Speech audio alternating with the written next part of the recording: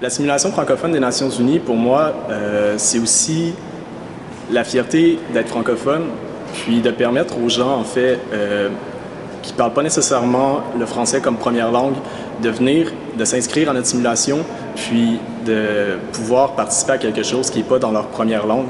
Puis en fait, je trouve que c'est vraiment un point important parce que ça permet vraiment de faire rayonner la langue française un peu partout à travers le Québec, bien sûr, mais à travers le Canada, parce que la simulation francophone des Nations Unies, c'est la seule simulation francophone offerte à notre connaissance en Amérique du Nord.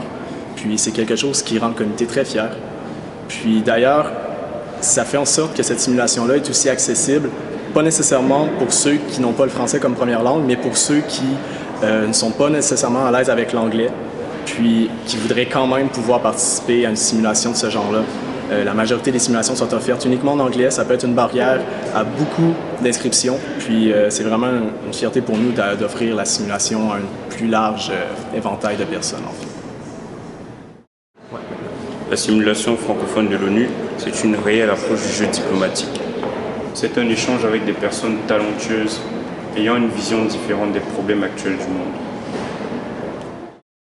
Au cours des 2 dernières éditions de la simulation, le rôle du délégué de l'Iran, c'était un rôle haut en couleur, mais aussi un rôle plein de nuances qui devait tenir compte de la position du nouveau gouvernement iranien, du contexte international et de la dynamique interne en Iran.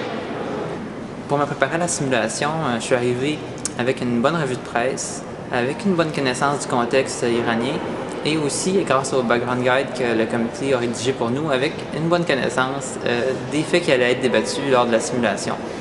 Mais en même temps, on ne peut pas scénariser le débat qui va avoir lieu entre délégués. Donc, c'est important d'être capable de réagir aux déclarations qui sont faites par les délégués. Moi, ce que j'ai fait, j'écrivais des discours pendant les allocutions et j'allais les présenter à l'avant. Donc, c'était une dynamique vraiment d'action entre les délégués.